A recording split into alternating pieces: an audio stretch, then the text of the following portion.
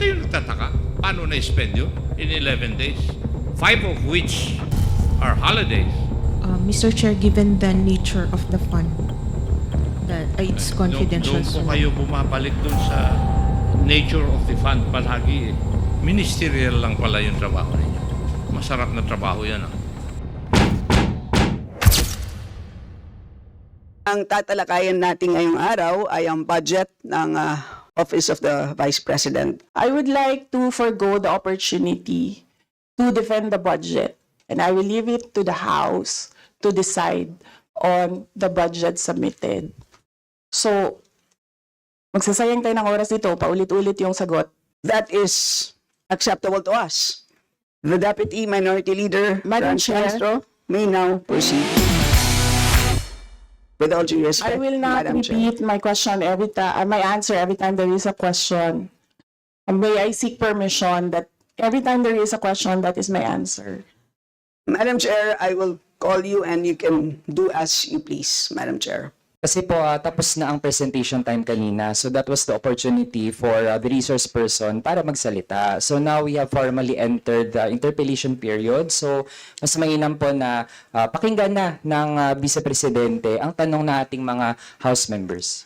So according to the utilization of the confidential and intelligence funds submitted by the COA, we have here surveillance and monitoring. Yung purchase of information out of 125 million confidential funds in 2022, purchase of information 14 million, payment of reward 10 million, rental and other incidental expenses relative to the maintenance of safe houses 16 million, purchase of supplies 35 million, provision of medical and food aid 40 million, payment of incentives or traveling relative to confidential operations 10 million. So a total of 125 million conducted surveillance in 132 areas in 11 days. Madam Chair, since you allowed her a snide comment, you will allow me a snide comment as well. Both our guests and our resource You should have reminded persons her to when she said the refrain line, diba? I called your from- attention, Madam Chair. You did not recognize me. So, ngayon, sasabihin ko na, if you allowed her that, you allowed me a snide comment as well. I don't recall hearing a snide comment, Madam Vice President. This is about transparency and accountability, and it doesn't exempt the office of the Vice President. She may not like my answer. She may not like how I answer. She may not like the content of my answer.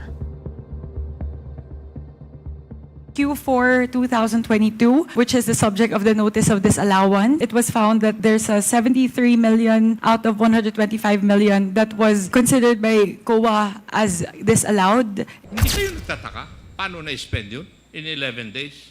5 of which are holidays.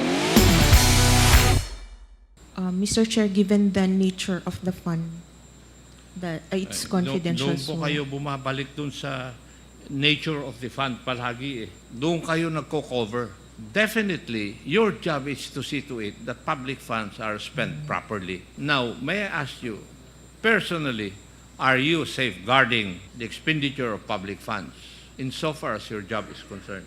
I would like to think so, sir. Yes. You would like to think so. Okay. Yes, Mr. And yung Chair. documentary evidence of payment, whether it is a lie, a truth, reasonable or unreasonable, you do not care.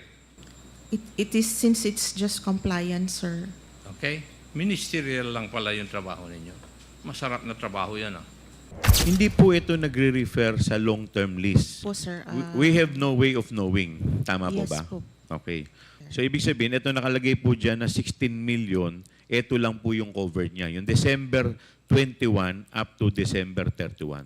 Yes, Mr. Chair. Okay. Yun yung time po na... Yun yung time payment. na ginastos Yung itong payment. 16 Opo, million. yes, Mr. Okay po? Chair. So, ang document evidencing payment is the acknowledgement receipt. Yes, Mr. Chair. So, wala na pong iba. So, wala po dyan yung contract of lease. Wala po, Mr. Wala Chair. po. So, talagang pinaka-ebidensya lang niya na tinatawag natin is yung acknowledgement receipt na yung tao o kumpanya ay nakatanggap ng ganitong amount base po sa bayad. Tama po ba? Yes, Mr. Chair. If you are saying General Mempin na walang nirelease na pondo ang DepEd dito po sa Youth Leadership Summits, saan po ginastos yung 15 million? That's Your Honor, Mr. Chair. That was I was not aware of it. Mr. Chair, I wish to ask the COA, tama ba ang understanding ko? Sa AOM, may disallowance na 75 million. Out of 75 million, you are asking for supporting documents of the 15 million which were paid as rewards to informers. Yes, Mr. Chair. And in response to that supporting documents, the DepEd submitted these certifications about the Youth Leadership Summit. Tama ba? Yes, Mr. Chair. In other words, these certifications submitted by the AFP officers are being used as justification for the 15 million utilization paid as reward to informers. Tama po ba? Yes, Mr. Chair. General Mempin, your statement is completely contradictory to the stand and position of COA.